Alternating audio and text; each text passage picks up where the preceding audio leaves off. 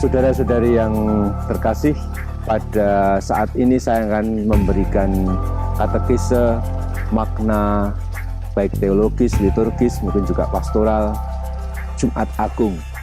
Sesudah kita juga mendalami Minggu Palma, Kamis Putih, lalu sekarang Jumat Agung.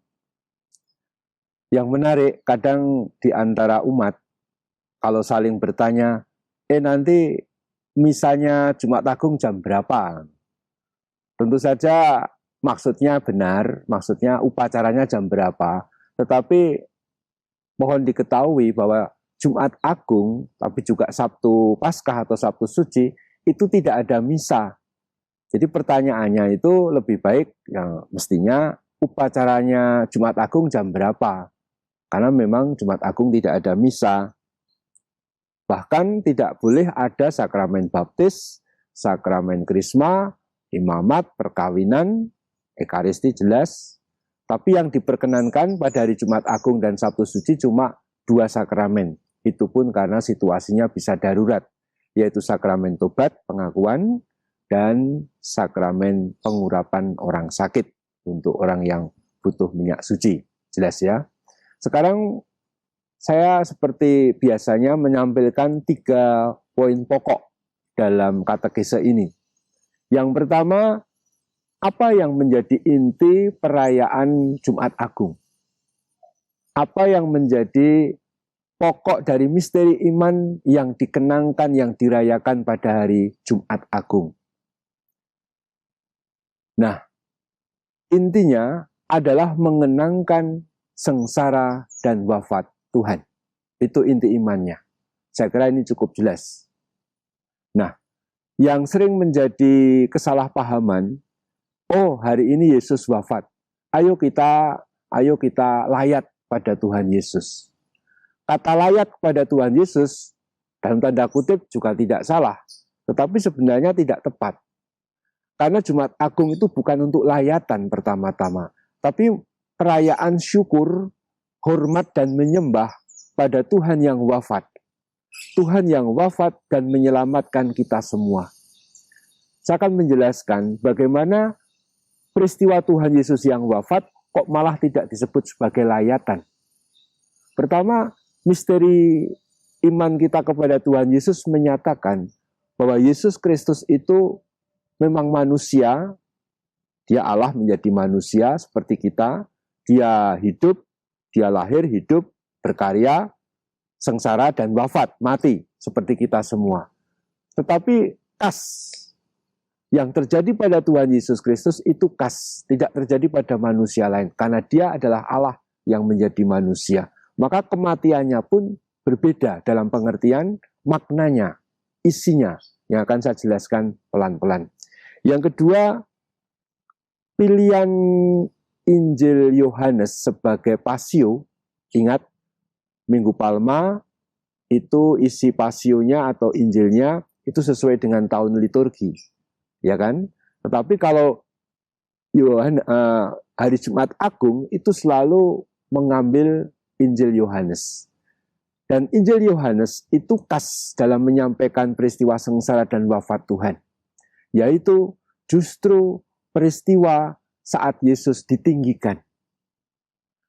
Ingat ketika perkawinan di Kana, Yohanes bab 2.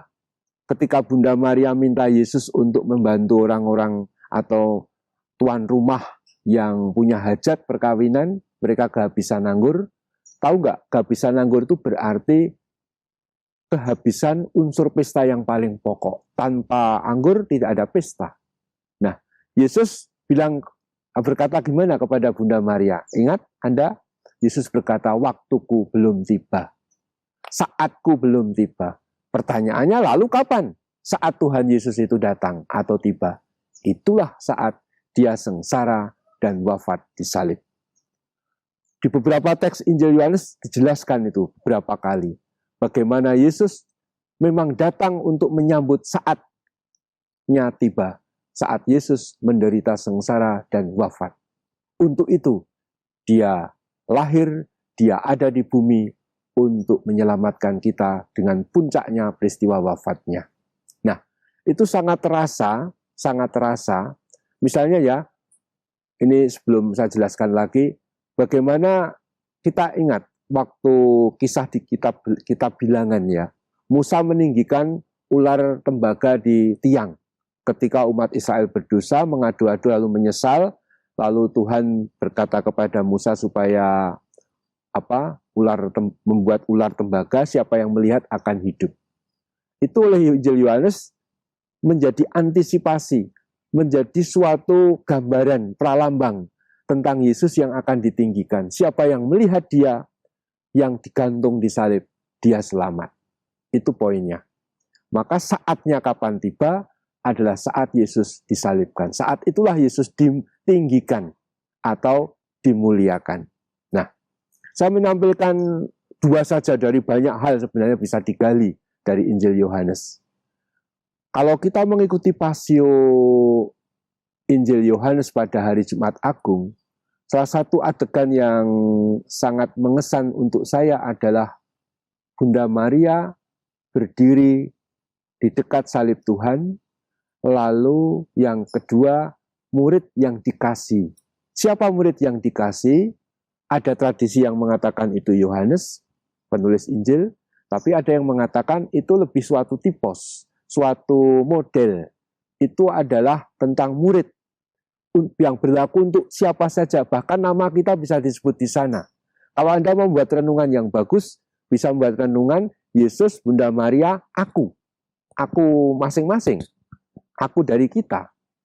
Nah, ingatlah saat itu Yesus berkata kepada Bunda Maria, kepada murid itu, ini ibumu, kepada Bunda Maria, ini anakmu.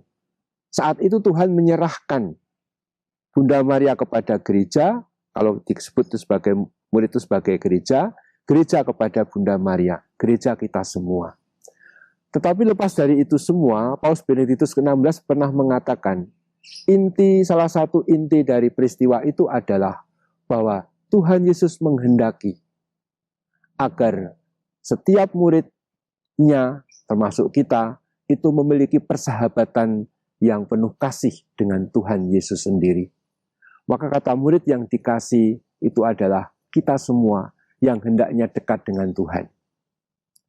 Lalu poin yang paling puncak bagi saya adalah adegan ketika Yesus ketika wafat di salib itu, sesudah semuanya selesai, artinya semua hal sudah digenapi, dia berkata dalam bahasa Indonesia, sudah selesai.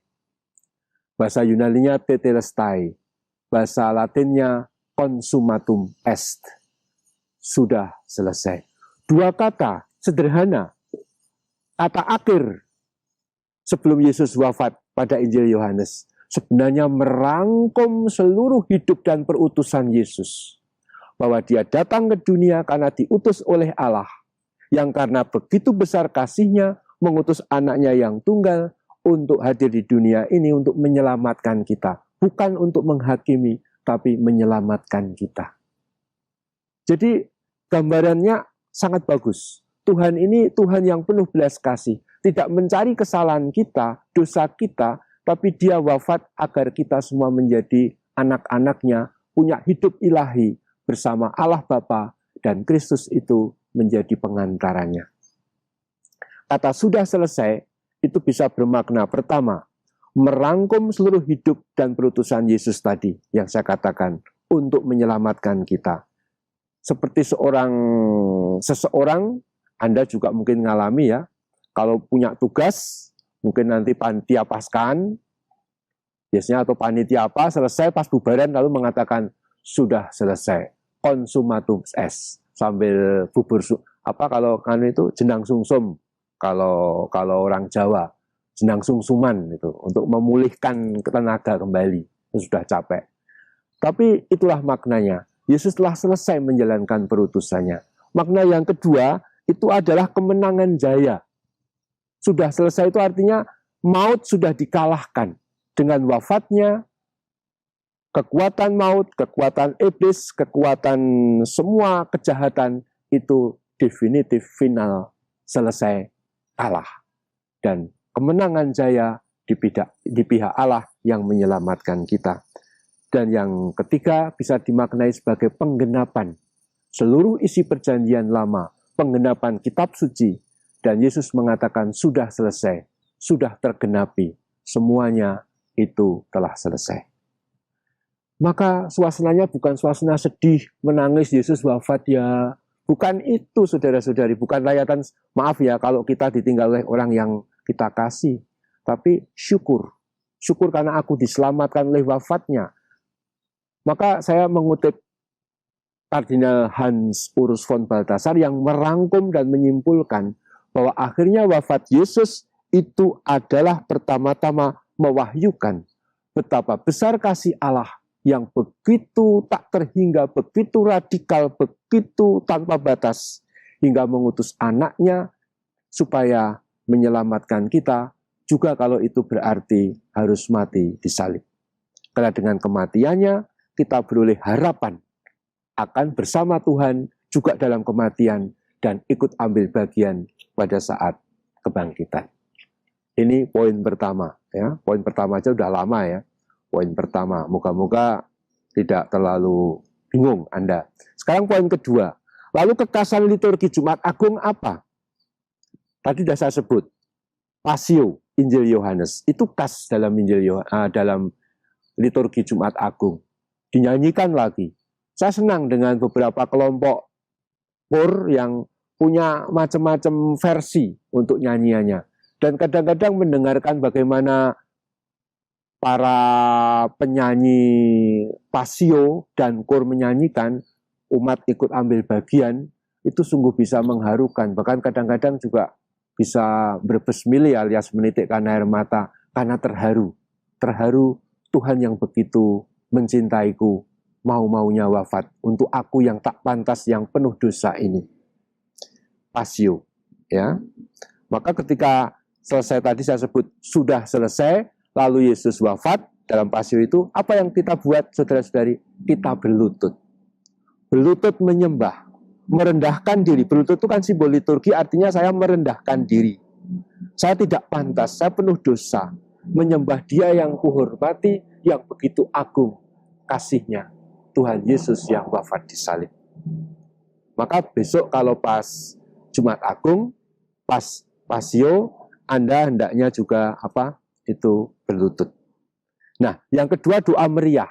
Doa meriah ini juga khas Jumat Agung karena menjadi daya universal wafat Yesus. Bahwa wafat Yesus itu bermakna, berdampak untuk seluruh umat manusia. Maka itulah maknanya. Doa meriah sangat penting. Yang terakhir, yang ketiga untuk kekasan liturgi Jumat Agung, penghormatan dan penyembahan salib. Itu bagian pokok saudara-saudara dalam Jumat Agung, selain yang beberapa tadi. Yang menarik, sebenarnya dalam rubrik itu ditulis supaya imam melepaskan kasula dan sepatu ketika mau menyembah salib. Biasanya kita mencium salib, tapi karena wabah COVID-19 ini dianjurkan cuma cukup untuk membungkuk atau menyembah gini tanpa menyentuh. Itu oke. Yang penting menghormat menyembah. Nah, mengapa imam perlu melepas kasula dan sepatu? Hanya imam saja yang penting. Umat nggak usah lepas sepatu, nanti malah kademen, malah kedinginan, masuk angin nanti. Imam, ya. Karena ada ceritanya pada abad 7 tahun 600 berapa ya, 25 24 gitu ya. Itu Kaisar Heraklius dari Kaisar Bizantin ya, itu berhasil mengalahkan Raja Persia yang 14 hari sebelumnya itu merebut salib suci Tuhan Yesus yang dulu ditemukan oleh Santa Helena ya. Lalu sesudah salib suci itu berhasil direbut oleh Kaisar Heraklius yang Kristen, kemudian dia mengembalikan ke Kalvari. Di sana sudah dibangun basilik yang dibuat oleh Kaisar Konstantinus abad 4. Tapi yang menarik, ketika Kaisar membawa salib suci itu, dia itu tidak bisa masuk ke pintu gerbang untuk ke basilik itu. Berat sekali, kayak orang dipantek, dipaku kakinya itu ya. Berat sekali, nggak bisa gerak. Lalu Uskup Sakarias yang mendampingi tiba-tiba berkata, kaisar, Anda tidak bisa membawa salib suci masuk, kemungkinan karena Anda masih memakai atribut kemuliaan duniawi. Coba sekarang pakai pakaian biasa. Lalu mahkota kaisar, mantel yang pokoknya tanda kebesaran seorang raja ditanggalkan semua, pakai pakaian biasa. Dan apa yang terjadi, saudara? Mengangkat salib itu tiba-tiba begitu ringan masuk. Karena apa? Uskup Zakarias menjelaskan, karena kita pun ketika mau menyembah dan menghormati salib suci, harus dalam posisi yang merendahkan diri pula, melepas kemuliaan duniawi. Ketika imam melepaskan kasula, berarti dia mengikuti Kristus yang melepaskan kemuliaannya sebagai Allah. Maka sepatu juga dilepaskan, karena sepatu itu juga tanda kebesaran, tanda resmi. Saat itu orang memasuki saat yang menghormati kekudusan dan seterusnya. Mengapa sepatu itu dilepas? Khusus untuk imam. Moga-moga teman-teman imam bisa mempraktekkan itu besok Jumat Agung. Akhirnya yang terakhir saya mau mengatakan bagaimana dengan situasi wabah ini. Ini poin ketiga besar. Soal penghormatan salib sudah diberikan penjelasan oleh dekret kongregasi ibadat, cukup dengan menghormat, mengangguk, tidak perlu adegan mencium salib. Itu. Lalu yang kedua, perlu diketahui bahwa sering ada jalan salib. Maka jalan salib ini semoga diletakkan pagi hari.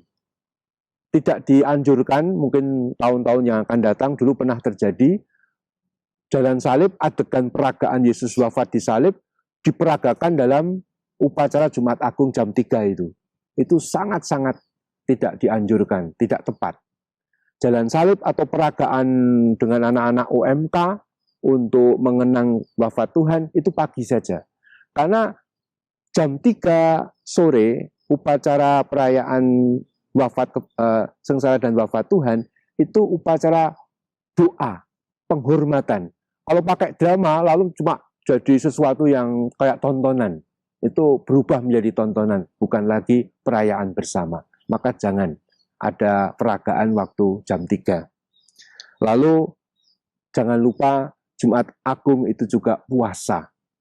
Saya mau menjelaskan, ada beda saudara, puasa Rebu Abu dan Jumat Agung. Kita tahu toh, Gereja Katolik mewajibkan puasa itu Rebu Abu dan Jumat Agung. Tapi itu beda motivasi, beda makna. Puasa Rebu Abu itu lebih untuk pertobatan, menanggapi pewartaan Yesus, bertobatlah dan percayalah kepada Injil. Seperti kalau kita menerima abu itu. Puasa sebagai bentuk pertobatan. Sedangkan kalau Jumat Agung, puasa sebagai bentuk seperti kata-kata Tuhan Yesus ketika dikritik orang Farisi. Mengapa murid Yohanes puasa, murid-murid orang-orang Yahudi lainnya puasa, murid-muridmu tidak? Yesus berkata gimana? Ketika mereka bersama mempelai, mereka tidak puasa. Ketika mempelai diambil, saat itulah mereka berpuasa. Yesus ketika sengsara diambil, dalam arti menjalani sengsara dan wafat. Saat itulah para murid berpuasa. Semoga katekis singkat ini menjelaskan Jumat Agung yang begitu bermakna.